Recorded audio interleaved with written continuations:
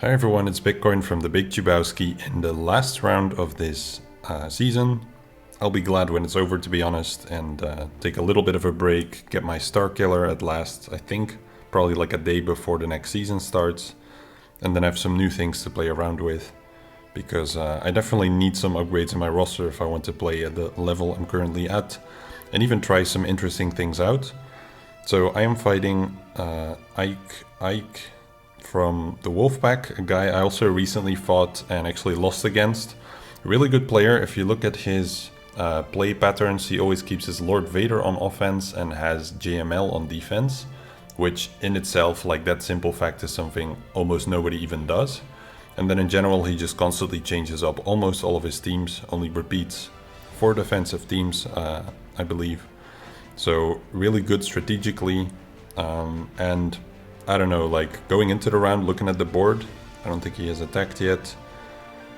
He doesn't really want me to enjoy Grand Arena from the feeling I'm getting, because look at this front wall here, 4 GLs on defense again. So he has JML on defense there, and then he simply kept Lord Vader on offense and his SCE. So that's pretty tough to begin with. Then if you look at the JMK there with Mace and R2, it's like an anti-SCE setup, because both Mace and R2 can mess up your Thrawn. So the potency on this one is not super high, but it's also just in there to stealth Cat. So really strong front wall there, and then at the top here, just everything is kind of like go hate your life or something level team. So the Qui-Gon Jinn team there with GK in there at Relic 9. Then he's got the Darth Revan team with Malak and Bastilla Fallen stripped out, but still just, just annoying. You don't even want to fight that. You don't want to go in on the battle. You don't. It's just, there's nothing fun about it. Then the Dash team, that one's nothing super OP, but still does have the dash at very high speed. So you simply need something to be able to deal with that. And then the Maul team there, I recently fought one. If you might recall, this one does have a way slower Bastilla Fallen. So with Shaq clones or Shaq Bad Batch, it should be pretty easy this time. But yeah, last time I was slower and that still worked out. But really all it comes down to is that bottom zone there. And I in the front here only have one Galactic Legend, which I'm expecting him to mirror. It's probably going to be ugly banners. It's also possible that it's a loss and he needs the double shot, but yeah, that's not really going to hold him back from winning. I think my chances of winning are pretty low, so I'm likely just going to be testing a bunch of things. I figured I'd set Django there with Beskar Mando, because it's a team I typically keep on offense, and he does have some kind of Iden team, but I'll just use a different solution to that. So I figured maybe I can surprise him with that and see what that does. Up top here, nothing strong, actually like some of my weakest teams, but I want him to worry about that back wall. If anything, let's just give him a bit of concern. So I have SLK in there with Malak. Now that's a team you can normally trooper if you outrun the Hux, which you're easily going to do here, but I'm hopeful that he will have spent his troopers on the front by then. And then there's JMK with R2 in there as well, to mess up his typical counters. And then yeah, the Color and the Mass team is just left over.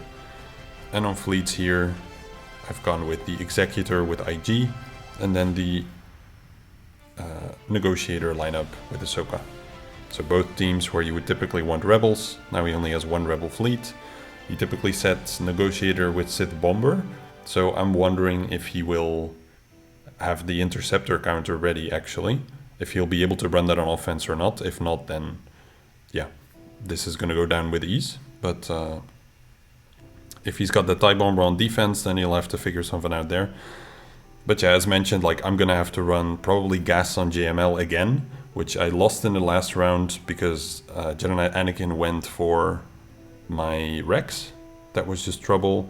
But in general here, what's weird is the win rate has been 100% recently, but not a lot of attempts. So it's been, I believe it was 6 attempts in this season, 100% against his team composition, and then last season, similar amount of attempts and 0% win rate. So I wonder what causes such a big difference there, how Like the variance can be so large that in one season everyone wins and the other season everyone loses against this exact comp. It's really strange to me, so I don't really know what to think of it. Another thing I could do is send in a burner first or something, but I just want to try to figure out what makes the counter work and what doesn't. Is it really just that RNG of who they attack after gas gets toppled, and if that's Rex only, that sort of ruins it? What this guy is also phenomenal at is General Skywalker against Rey. It doesn't matter what composition, he seems to almost always win, even if the win rate's only like 10 or 20%. So yeah, really skilled player. Let me see what I can do against the JML. Just get it started. If I lose any battles, it's in this zone, it's going to be over already. Oh, JML had like a weird visual bug there where he started with the old bar full. That would not be a good situation. Alright, let's see who they go for. Yeah, it's Rex again. And Rex again. Okay, finally someone different. I get up here. They all have foresight, but I'm still going to clear it.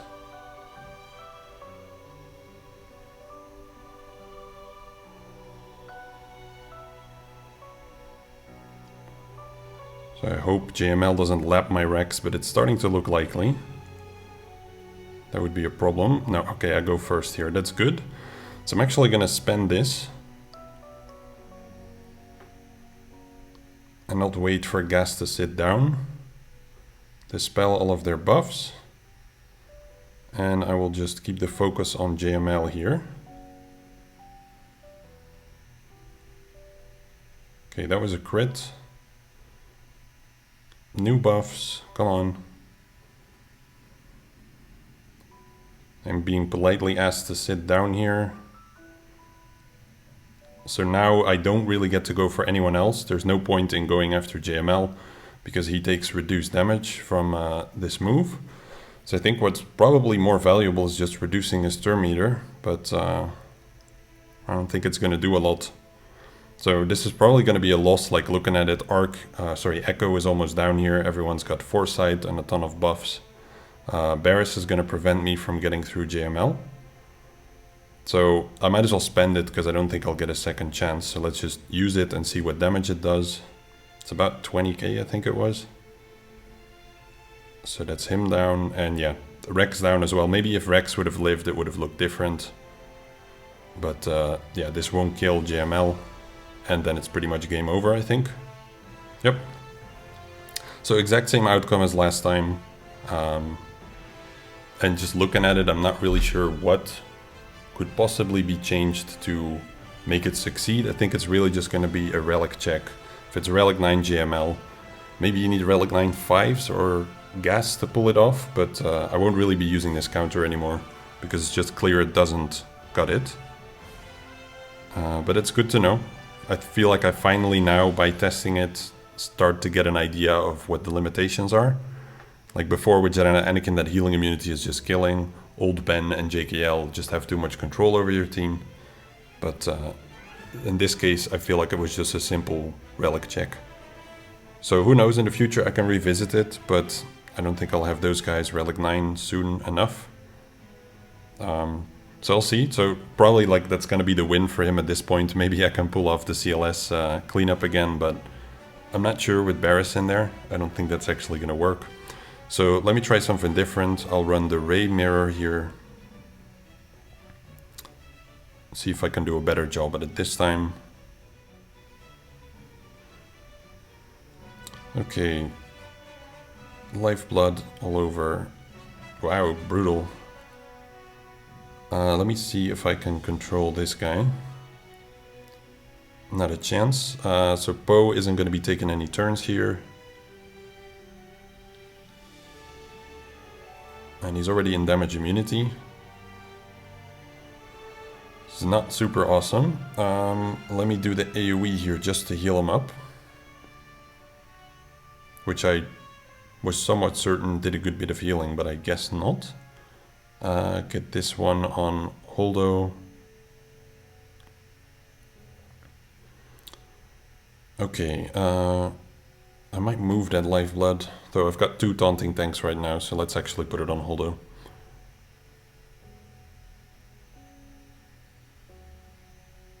And I have my whirlwind ready, so I'll just use this.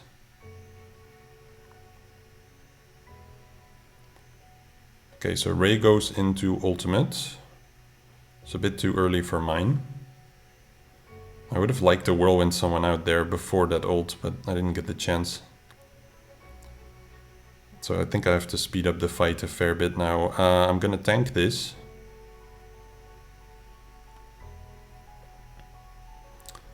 Okay, go for... I'll just stick with holdo here.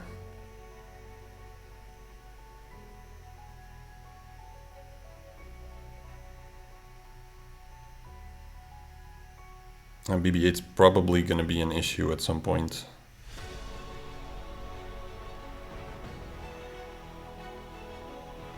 So my first whirl... come on, the timing there, so bad. The first whirlwind should almost certainly go to BB-8, I think. So Ray is about to ult again. Yeah, it has to go on holdo. That sucks. Yeah, I think she's gonna ult, so let me just take out holdo here. Swap over to Ray. And then get lifeblood over on holdo.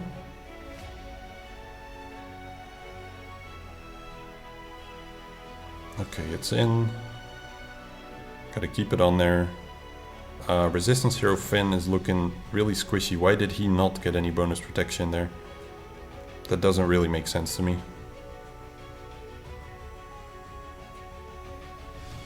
I feel like I missed something, but he's almost certainly going to go down here. I don't really see another way. Okay, damage immunity. Alright, I think Ray is about to probably whirlwind someone out. But let's see what I can do here. I have to pay attention to the time, actually.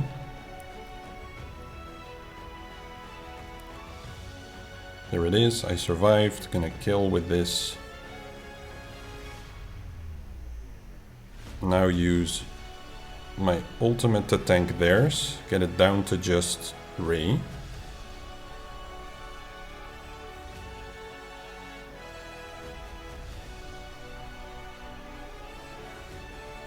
Okay, great. She goes into her ult. I lifeblood like crazy. Try and keep these guys alive and then finish her off. Yep, looking good. Swap back to Ray. Heal her up. That's gonna... No, I still kept the characters. Okay. Thought Rage at a Training was gonna be the target there, but apparently not. That's good for me, because now I get a chance at finishing this off.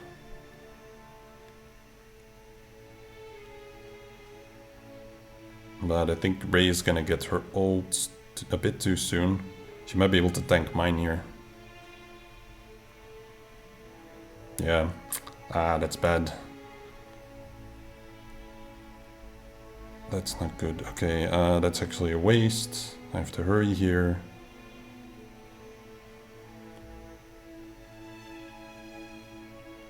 Pretty close. Call Finn. Okay, that worked. No protection banners there, but a 60 is still pretty good. And this was definitely better than my attempts in the past. Okay, so immediately got the third stack, but yeah, never really know how that goes. Link Fost and SLK. Maybe Sith Trooper's better for the assists, but I'm not quite sure there. I might want to look into a video to get a good grip on that. Okay, what's a nice call here? Maybe put a Fracture, you know, just for the sake of it. I don't think it's really going to do much. Or could swap to SCE and do a group attack here, heal up everyone. Well, everyone except our light side character.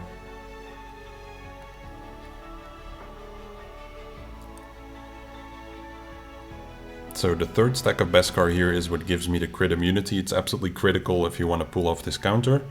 and it becomes really dicey / doesn't work if Phasma is there, as Phasma puts defense down with her basic. And even if you have the crit immunity, it still means you're going to get hit quite a lot. It's already got the kill off Fost here, which is, I don't know if that's common, but it probably is. So now I get the chance to link other characters, which I will. And I'll just leave Hux be because he's pretty squishy, he's got no damage output anyway. And this way I get to pick off the, I would argue, most annoying side characters at the moment. Though Hux does pass turns to SLK, but SLK isn't going to do too much with those. So it's going to be poor banners, it always is with this counter, and yeah, Hux also just dies at that point, as he has passed a lot of turns and then his HP drops. So poor banners, but if you're struggling or something, or this is the only way you can full clear, then you can make it work that way. You just need to ensure that you have the third stack of Beskar, otherwise SE just goes down like nothing. Okay, so against JMK I want to test something I would argue interesting.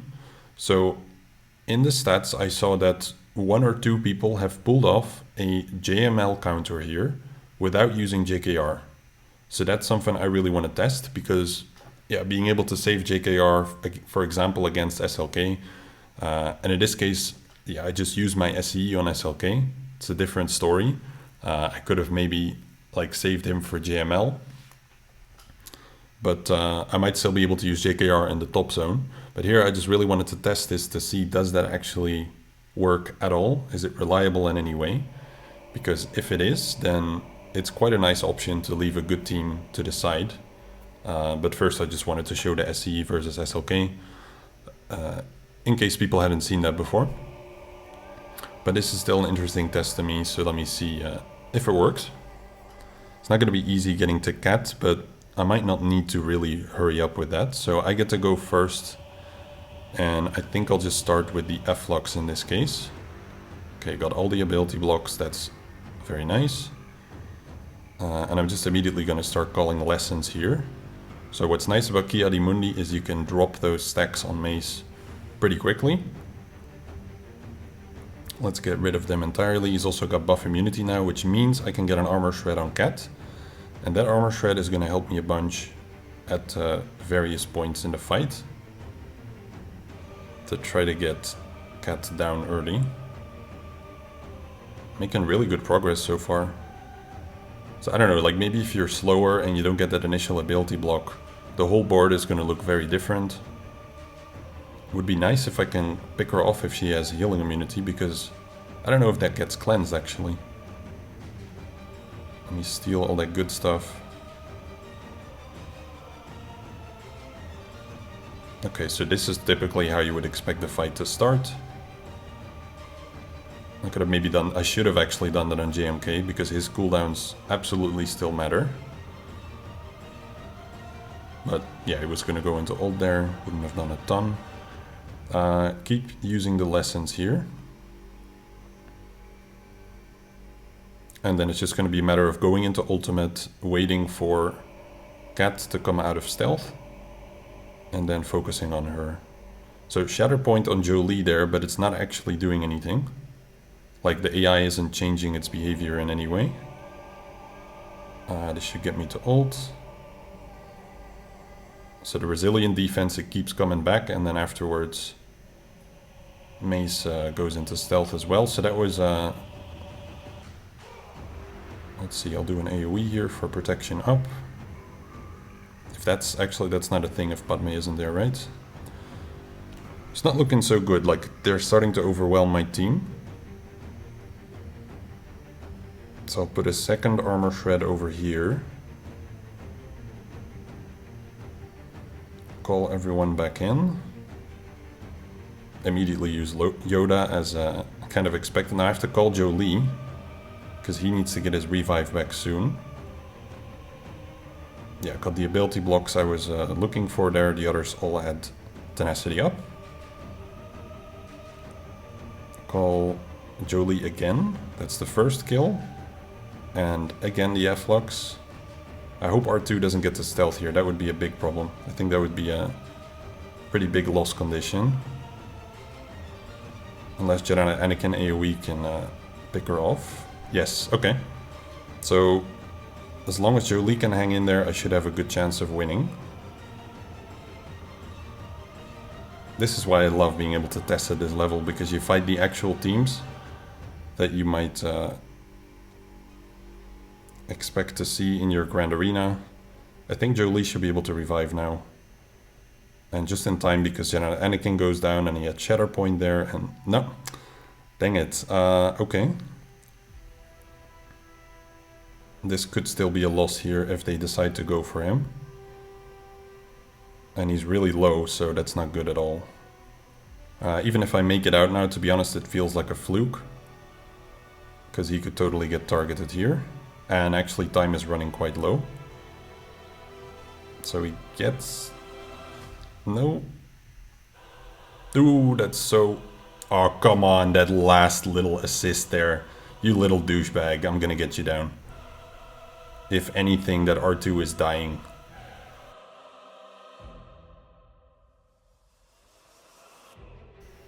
That is so lucky.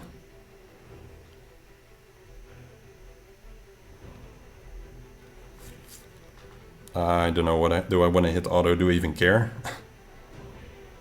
I'm probably not going to get it down far enough. And then yeah, the damage immunity kicks in, everything. That's game over. So maybe like if you have a higher relic Jolie, I could definitely see it working. He just really needs the survivability to get in pretty far there. I don't think Cat can be killed anymore at this point. JMK is always going to protect her. She just heals up too much herself as well. So it's a good test. And I'm going to review it as well, because I'm curious if there's anything I could have changed. Or how the fight would look if you don't land those ability blocks initially.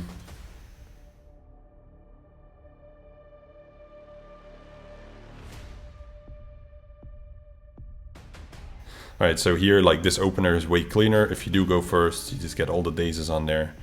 You get the stun from tech. Malak starts being lame. I have to use this move first here to get to full. Now I'm gonna give Malak some buff immunity, because I don't really want him to consistently hide and fear my team and stuff, but that got resisted.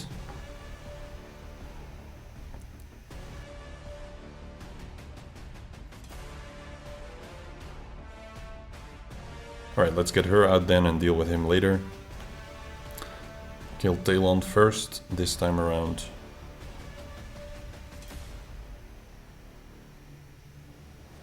So like, I think like it's a neat split, and he's making use of it well with setting the Qui-Gon Jinn team as well. But if you're gonna set GK under Qui-Gon Jinn to disincentivize a bad batch counter, then this doesn't make a lot of sense to me. Like, why... where's Hunter? Over here.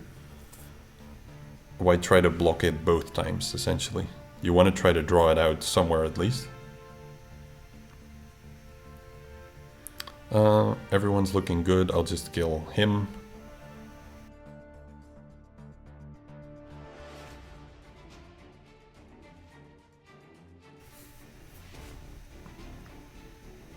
Okay, he's got the healing immunity. I'll swap over to this guy here. Do I get... Nah, he just resists everything. I think it was also just resisted earlier. He might have a very high tenacity Malak as well. I'll just put this on the one guy who can't get buffs. Nice.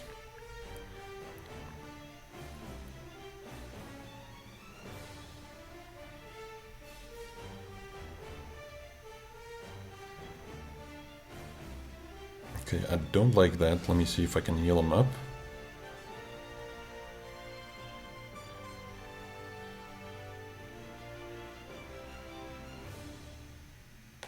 I'll just kill him.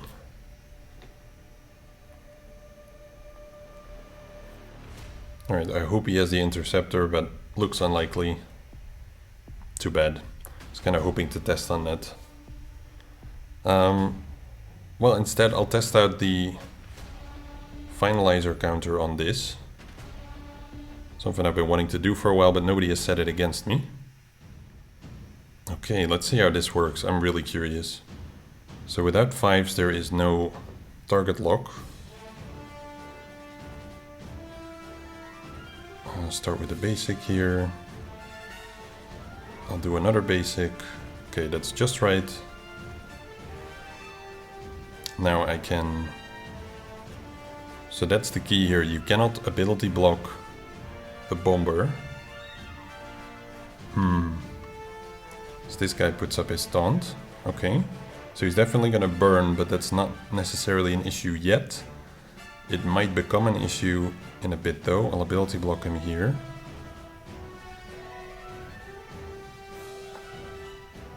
Because now, like, ability blocking him, it's not really gonna do anything. Boosting my ships doesn't really do much. But I think I'll just do it. Burn the loyalty here, as you would normally do. His negotiator is going to reinforce before me, so I'm really curious if he calls implode there or not. I'll just basic here. Yeah, thought so. Okay, now I call in Cassian. Hopefully kill. Not quite there. Maybe an AoE can finish him off, but I'll just boost the whole team and I'm still gonna kill him like this. I'll just basic. Get... TIE Bomber is not gonna burn just yet. This guy is gonna cleanse someone and put up a taunt, so I'll go for him. Cassian's done his job and almost always gets picked off. I should maybe give those pilots some love at some point, but hasn't exactly been a priority. I think, yeah, I was gonna take the AoE days here. They go for shuttle, okay. I can reinforce here and... No, I can't. Really? Yeah, I just called in Cassian actually. Okay. I'll put tenacity down on him. So shuttle is almost certainly dead here. 5s, okay, I was expecting Ahsoka actually. Yep, he's done. Hopefully I drop the days in a moment, then I'll bring in the echelon. Maybe I can still turn it around then. Yeah, only he has days, okay. As long as silencer can keep going, I'll take it.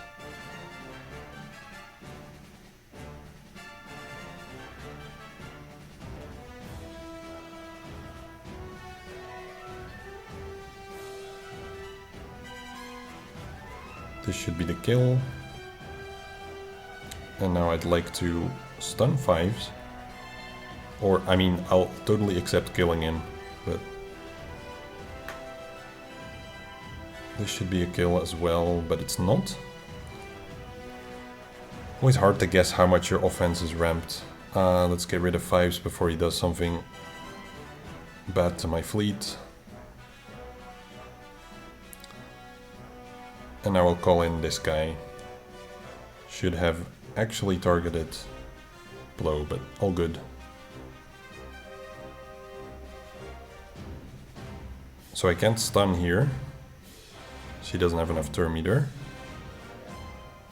This might cost me another ship. Yeah, because... Oh no, it's this guy, never mind. Ooh, almost got the kill as well.